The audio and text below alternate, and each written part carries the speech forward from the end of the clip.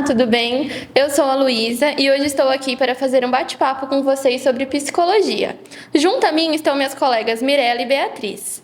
E para tratar do assunto, nossa convidada especial, Carol. Seja muito bem-vinda, Carol. Obrigada. Oi, Carol, tudo Olá. bem? Então, vou fazer a primeira pergunta. O termo vínculo se formam através dos relacionamentos humanos, criando laços entre amor e ódio. Gostaríamos de entender por que a formação de vínculos é importante para o desenvolvimento da criança. A formação de vínculo ela é muito importante porque ela traz uma estrutura e uma base para a criança, tanto social, quanto cognitivo, quanto emocional. Então, quanto mais vínculo essa criança ela ter no ambiente familiar, escolar ou qualquer outra área da vida da criança, isso contribui de forma positiva, tanto para aprendizado, expressão de sentimentos, emoções, linguagem, socialização. Então, o vínculo é de extrema importância. Boa noite, Carol. Boa noite. Tudo bem? Tudo bom. Eu vou fazer a outra pergunta para você. Segundo o programa Criança Feliz, do Instituto do Brasil, pelo governo federal em 2016, com a finalidade de promover o desenvolvimento das crianças na primeira infância, quais os benefícios da orientação familiar?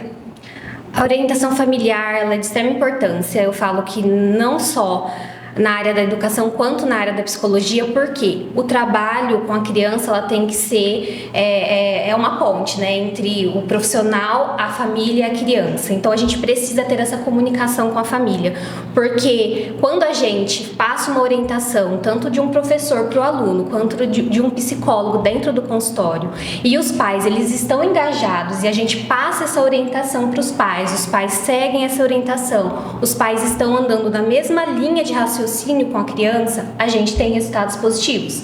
Agora, se a família ela age em contramão o que é ensinado para a criança, o que é proposto tanto na educação quanto na área emocional da criança, a gente não vai atingir um objetivo maior, que é o objetivo de potencializar ainda mais essa criança. Então, é de extrema importância reuniões com pais, sessões de feedbacks com os pais, grupos de apoio, conversa individual também, para todo mundo estar seguindo uma mesma linha de raciocínio. Nos últimos anos, o termo parentalidade tem sido mais discutido, indo além dos cuidados básicos com os filhos. Considerando esse contexto, qual é a real importância da parentalidade para o crescimento saudável das crianças e adolescentes? Quando a gente fala desse termo, né, a gente pensa que é só aquele cuidado básico, né? Tenho que comer, tenho que vestir, tenho onde dormir. Mas não é bem assim.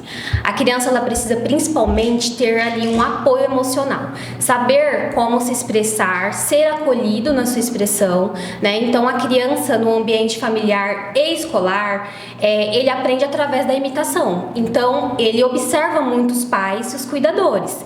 Então quanto mais esses pais e cuidadores orientar, mais essa criança acaba sendo engajada ali, né, a saber o que fazer, como reagir, a lidar com frustração.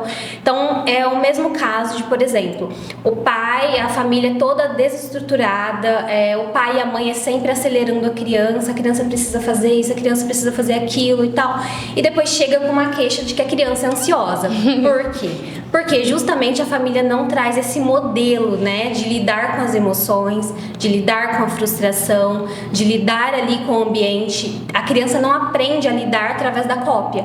É onde ela se sente segura, né, e acaba desenvolvendo uma ansiedade, depressão e vários outros transtornos comportamentais. Então, com certeza é de extrema importância esses pais ou cuidadores. Quando a gente fala também do termo parentalidade, não só os pais biológicos, né, pode ser um avô, uma avó, um tio, professor, pessoas ali que estão, né, dando apoio para a criança, tanto educacional quanto emocional também.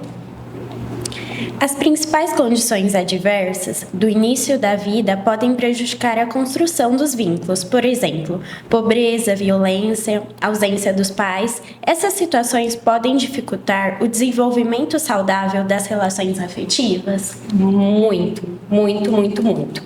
Então, por exemplo, a criança que ela lida ali, né, com uma família onde tem violência doméstica, por exemplo, essa criança ela não tem o senso de segurança, né?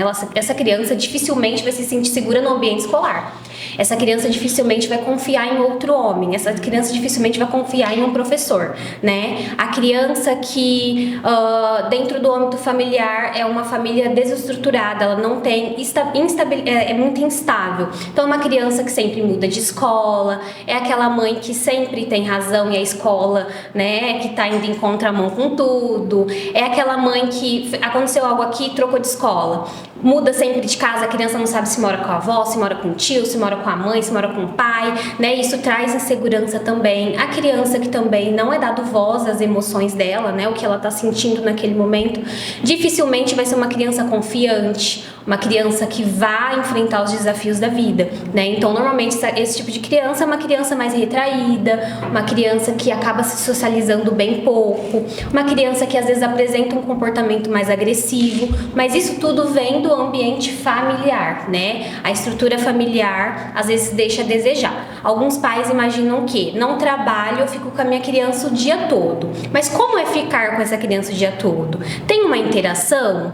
Eu converso com essa criança, eu pergunto como foi o dia, eu brinco com essa criança, eu sei o que a criança está aprendendo na escola, eu sei como essa criança está indo na terapia, né? Como é a relação com os outros amiguinhos, como é a relação com o professor, com a escola, né? O que as outras mães também estão falando sobre a turma.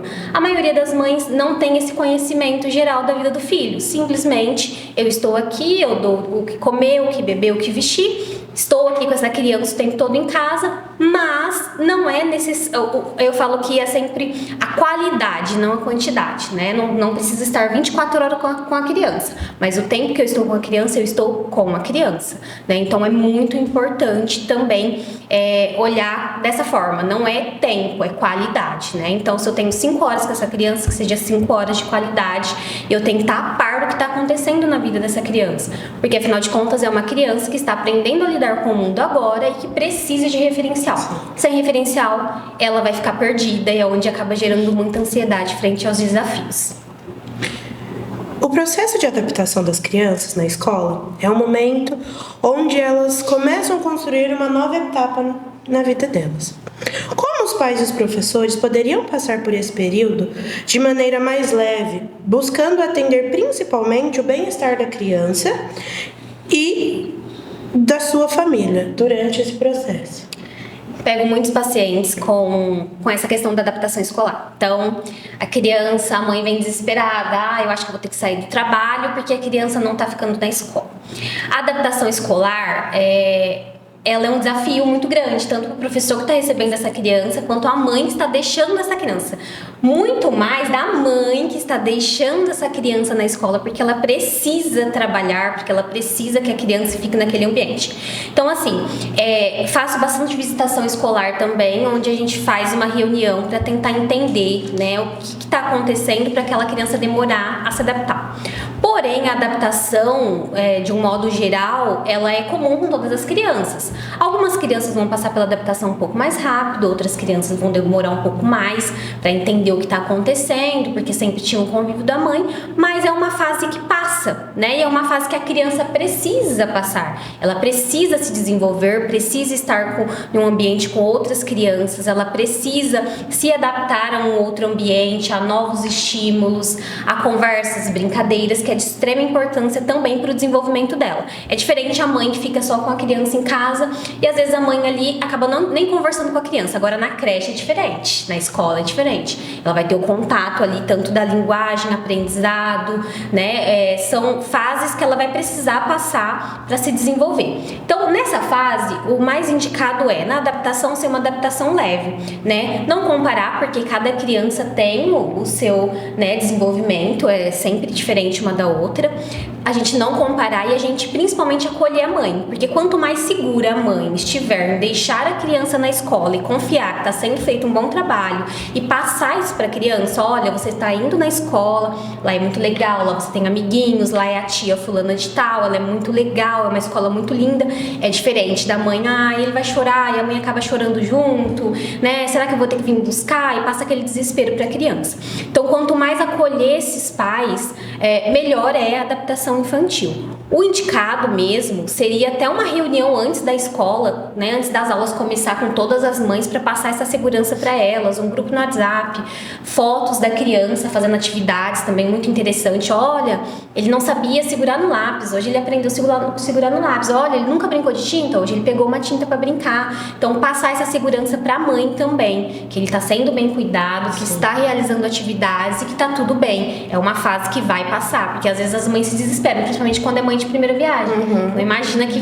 né, ai, mas comigo não foi assim. Só que cada criança é uma criança. Então, passando essa segurança, como a gente já disse nas outras perguntas, a criança aprende a lidar com a imitação. Então, se a mãe, ela oferece uma segurança de que tá tudo bem, eu vou voltar, eu vou te buscar no horário combinado, lá vai ser muito legal, vai ser divertido, a criança confia na mãe. Justamente por conta do vínculo. Ele tem esse vínculo com a mãe. A mãe não é uma mãe que promete, uma mãe que não cumpre, uma mãe que não tá junto com a criança. É uma mãe que já estabeleceu esse vínculo. Por isso que também o vínculo é muito importante.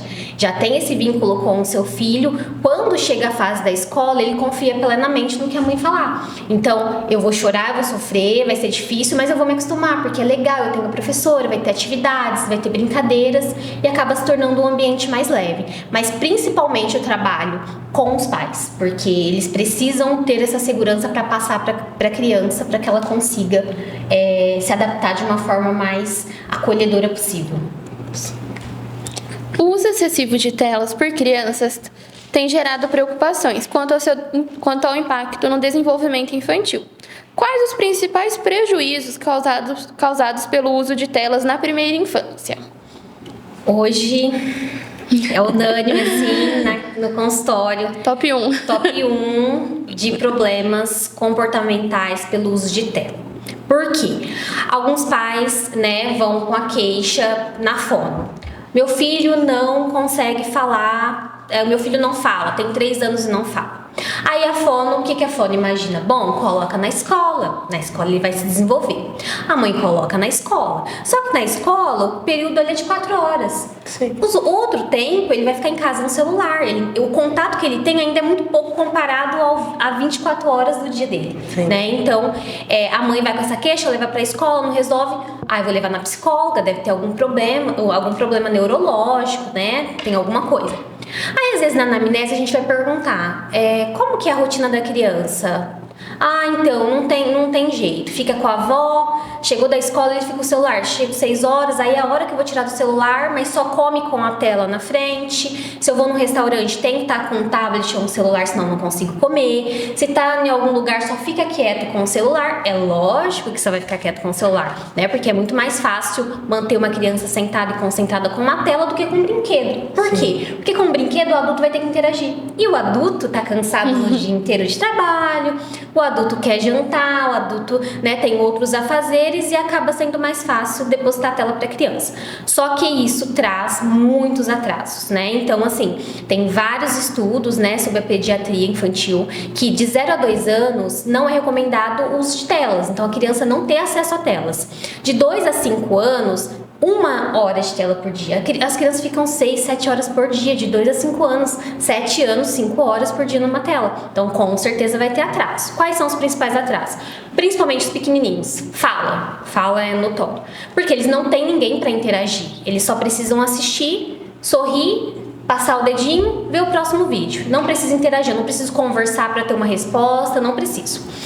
Atraso na fala, atraso no desenvolvimento também, porque aí a criança automaticamente não fala, a mãe acaba dando tudo na mão, porque a criança não consegue se comunicar, e aí fica a forma mais fácil de lidar com a situação. Então, eu acho que ele quer água. Dou água, a criança já não tem nem estímulo, né? Então, para precisar falar. Além disso, a criança, quando vai levar em um parquinho, a criança com certeza vai se assustar, porque nunca teve um convívio com tantas crianças assim. Era só a tela, ela e a tela. Então, ali o pai fala, nossa, será que é autista? Tá ali no meio das crianças, não quer brincar, ele chora porque quer o celular. Atraso na comunicação, na socialização, no aprendizado, na concentração, principalmente. Principalmente, muita gente confunde. Será que meu filho tem TDAH? Não é TDAH. Às vezes é o uso excessivo da tela, faz com que ele não se concentre em atividades que demandem mais tempo. Porque o vídeo, principalmente agora no YouTube Shorts lá, é 30 segundos. É muito rápido, não precisa se manter concentrado durante 1 hora. É 30 segundos, depois ele passa se ele não quiser. Ele pode pular o anúncio. Agora, numa leitura de livro, não tem anúncio para ele pular. Numa leitura de livro, ele vai ter que realmente ler, né? Numa atividade, numa brincadeira, ele vai ter que ir até o final. Então, assim, é muitos desafios que a gente encontra por conta da tela, né? Então, tem muitos prejuízos, mas principalmente linguagem, socialização, né, que atrasa demais, e a questão de saber esperar, né, a questão de paciência, concentração e raciocínio. E assim, desencadeia, né, uma série de problemas. E quais, assim, as estratégias pais e cuidadores podem adotar para evitar esse uso excessivo de tela no dia a dia? Aí entra um passo mais difícil porque demanda muito dos pais, né? Então os pais precisam se doar, né? Doar um pouco do seu dia ali para conduzir a criança. Porque é diferente de eu falar assim, Bia, joga esse joguinho, eu chegar e falar, Bia, vamos jogar junto esse joguinho? Eu vou te ensinar, você começa aqui e termina aqui, tá? Ó, a regra é essa. Você não pode fazer isso, você não pode fazer aquilo. É completamente diferente de eu só entregar pra Bia e falar, brinca aí, pra ficar sem a tela do celular.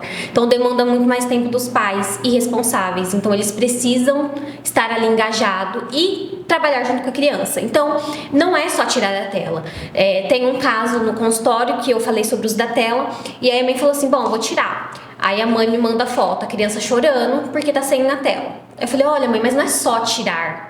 Né? A gente tem que apresentar novos estímulos para essa criança, seja uma tinta, aquele Bob Goods que agora tá na moda, né? Caixinha sensorial. Muitas crianças eu indico uma caixinha sensorial. Pega uma caixinha, coloca alguns brinquedinhos. Então pega aquela caixinha, a criança se distrai muito, Lego, qualquer coisa de manusear, né? Então trabalha muito também coordenação motora, fina e grossa, né? Ele vai estar desenvolvendo raciocínio lógico, regras, principalmente lidar com frustração, saber que um ganha, um perde, que tá tudo bem, saber, né, onde começa, onde termino, né, então é muito importante. Então, essas caixinhas sensoriais muito legais, colocam todos ali os joguinhos que a criança gosta, entrega para a criança, ela consegue ali brincar no tempo que tiver mais ocioso. Pintura, colocar numa aula de música, numa aula de natação, numa aula de futebol, né? Colocar coisas para a criança ocupar o tempo, não é só tirar a tela e achar que a criança vai ficar lá sentado lendo um livro, né? Então isso é hábito. Então hábito para ser criado ele precisa ser feito todo dia. Então a gente precisa ir aos poucos acrescentando atividades para que a criança consiga ficar ali sem a tela, mas não só impor. Eu preciso também participar e dar o exemplo. Como eu disse, a criança aprende pelo exemplo. Não adianta eu falar, Bia não pode usar o celular, se eu fico o tempo todo que eu tô com a Bia, eu estou com o celular na mão. Não vai funcionar, porque meu pai pode e eu não posso, né? Então eu também preciso dar um exemplo. Não que eu não vá mexer no celular, mas eu vou evitar. Quando eu falar pra Bia, sem o uso da tela, vamos fazer um bolo junto? É juntas. Não é vai lá fazer um bolo. Vai lá brincar, vai lá pegar sua boneca, vamos fazer junto isso? Olha, eu vou te ensinar a fazer outra coisa. Até que isso se torne um hábito da criança e ela, consequentemente, vá abandonando um pouco as telas. De acordo com os dados publicados no Núcleo Ciência pela Infância, em 2018, 13% da população em relação a crianças de 6 anos são diagnosticadas com ansiedade e depressões. De que forma os vínculos afetivos saudáveis podem prevenir problemas comportamentais nas crianças? Esses vínculos são de extrema importância, justamente aí a gente entra naquela questão do vínculo das primeiras perguntas. Eles aprendem através da cópia. Então, se eu tenho dificuldade de lidar com a frustração, mas eu vejo meu pai lidando com a frustração, assim, de uma maneira exemplar, né? Meu pai tem aquela paciência de saber que tá tudo bem, eu vou fazer de novo, vou tentar de novo, né? O pai que demonstra isso pro filho, opa, né? Foi chato pra mim passar pela frustração, mas e se eu fizer igual ao meu pai? Né? Então, a criança aprende muito pela cópia. Então, esse ambiente precisa ser um ambiente de pais tranquilos, pais calmos. Não adianta eu achar que eu vou ser completamente acelerado. Vai tomar banho agora, está atrasado, é isso, é aquilo. Não tem uma rotina na família. Não adianta eu cobrar que meu filho tenha uma rotina se nem eu tenho uma rotina. né? Então a criança a gente precisa colocar limites na criança, a gente precisa colocar regras, a gente precisa colocar ali uma rotina para ela. Então os pais, eles precisam estar cientes disso. Não tem como eu ficar o tempo todo pressionando o meu filho e vou achar que ele vai se tornar uma criança emocionalmente saudável. Não, eu preciso dar o exemplo para ele, né? Então, se eu consigo lidar muito bem com as frustrações do dia a dia, né? Se eu tenho uma rotina estabelecida, consequentemente meu filho vai seguir o mesmo caminho que eu estou seguindo, né? Ou vai através da cópia ou porque eu impus. Esse é o horário de tal coisa, esse é o horário disso, esse é o horário daquilo, agora é o horário de dormir, né? Então a criança já aprende a ter uma rotina, a ter uma previsibilidade do seu dia. Isso é muito usado até como técnica na clínica para crianças que têm ansiedade. Então a gente precisa deixar a rotina previsível, porque a ansiedade nada mais é do medo da criança não conseguir executar o que tiver que executar naquele dia. Será que eu vou dar conta? Será que eu vou conseguir? Aquela insegurança. Não sou bom o suficiente. Então, não. Vou encorajar, vou colocar regras, vou colocar rotina e a criança vai saber exatamente o que ela precisa cumprir e vai ter, consequentemente, atividades que ela vai desempenhar com mais facilidade do que simplesmente eu impor algo para ela. Então, principalmente através dos modelos, né? A gente precisa ter esses vínculos, deixar com que a criança fale sobre os seus sentimentos. Não é simplesmente, está chorando por quê? Está chorando sem motivo. Não, por que você está chorando? O que aconteceu na escola hoje? Olha, isso que você sentiu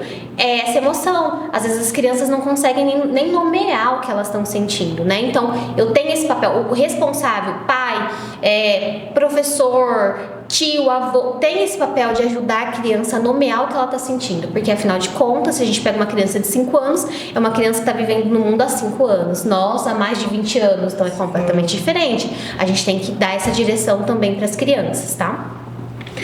Ô Carol, em relação à adaptação, como trabalhar a expectativa das mães, o sentimento dela, a culpa de ter que deixar o filho na escola? Essa questão da culpa é o que pega bastante. Será que eu deveria ter que ficar em casa, né, para cuidar do meu filho? Muitas deixam o emprego para ficar com o filho. É muito, muito, muito, muito importante, que é o que eu sempre falo para as mães dos pacientes, é o seguinte: a escola é o maior meio socializador da criança. Então, olha, mãe, você tá deixando seu filho na escola, não é para ele passar 4 horas para você poder trabalhar durante 4 horas. Você tá deixando seu filho na escola porque, independente se você trabalha ou não, ele tem direito, né? Um direito assegurado pela criança, para a criança, mas também é um lugar onde ele vai lidar com outras crianças, que ele vai se desenvolver emocionalmente. É uma criança que vai ter outros tipos de conhecimento, porque é completamente diferente eu com o meu filho ensinando o que eu sei, diferente de vocês que têm uma formação para isso, que sabe exatamente como conduzir ali, né, o que ensinar, né? Então, é mostrar para essa mãe que a criança não está sendo deixada ali para ela ir trabalhar. Não, aqui não, a gente não está sendo um apoio para você trabalhar. Aqui a gente está em prol do seu filho, aqui ele vai se desenvolver, aqui ele vai ter contato com outras crianças, aqui ele vai poder brincar, aqui ele vai poder ser ouvido, aqui ele vai desenvolver a fala, aqui ele vai saber regras, limites, aqui ele vai lidar com uma sociedade, né? Então, aqui é muito importante para ele, independente se você trabalha ou não, né? E também essa questão da culpa materna vem muito de uma sociedade, né, que impõe que o cuidado tem que ser materno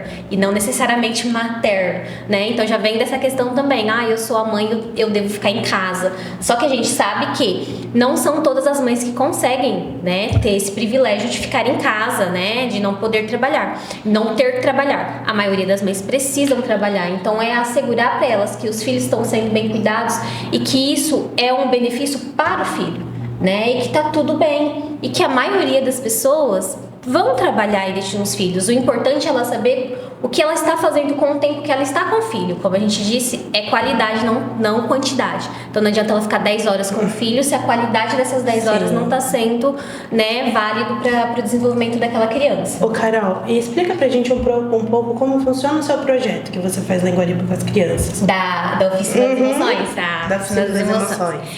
Eu criei a Oficina das Emoções. Então, a Oficina das Emoções, eu separo por faixa etária de idade. Então, tem muitos pais que que me procuravam por um atendimento expresso, né? Assim, Carol, você atende meu filho hoje? É porque eu preciso resolver isso, isso e aquilo. E aí eu explico pra eles, olha, o tratamento da terapia, ele não é você vai lá uma sessão e você sai de lá perfeito, maravilhoso. Não é assim, é um tratamento, é um processo. Então o que eu fiz? Eu criei a Oficina das Emoções, sempre nas férias escolares. Por conta da disponibilidade dessas mães. Então, cria um projeto, a gente separa por faixa etária de idade, onde a gente separa temas. Então, lançou o filme Divertidamente 2, eu separei os temas, né, que são as novas emoções, onde a criança, como um coletivo, né, a gente monta uma turminha aí de 10 crianças no coletivo, onde eu faço uma psicoeducação, que é o que a gente vai falar sobre aquela emoção, o quanto ela é importante, o quanto em excesso ela prejudica. A gente abre espaço para a criança também falar como ela se sente frente àquilo. E outro detalhe muito importante é que quando a criança vai, a mãe antes da criança chegar, a mãe preenche uma ficha, né? Então eu já sei exatamente qual é a dificuldade daquela criança. Então vamos supor, do medo. A mãe preencheu lá na ficha que a criança tem medo de dormir sozinho. O outro é porque ela tem medo de dormir na casa da avó. O outro é porque acontece isso e aquilo. Então eu já leio antes da criança chegar, já sei exatamente o que precisa ser trabalhado com aquela criança. E dou espaço para ela falar. E o mais interessante é que o trabalho em grupo é completamente diferente do individual. Então, é igual comparado com uma sala de aula, né? Então, às vezes no individual, a criança não vai conseguir se expressar. Agora, no coletivo, uma criança ajuda a outra. Então, às vezes, eu também me senti assim. Olha, fulano, o que você fez quando você se sentiu assim? Ah, tia, eu fiz isso e aquilo. Tenta fazer o que ele falou. Às vezes pode ser que dê certo. Então, as crianças vão aprendendo entre si, né? Com a linguagem facilitada delas. Então, é um projeto bem legal que a gente foca nas emoções, o quanto é importante as crianças saberem nomear essas emoções, saberem o que fazer com isso. E aí no final do atendimento eles saem com um recurso que a gente usa, seja do medo, da ansiedade, eles saem com esse recurso para aplicar em casa, né, onde os pais aplicam em casa e depois me dão um feedback de como foi. Então todas as férias escolares a gente tem um projeto das emoções, da Oficina das Emoções. Muito interessante, né? Muito legal.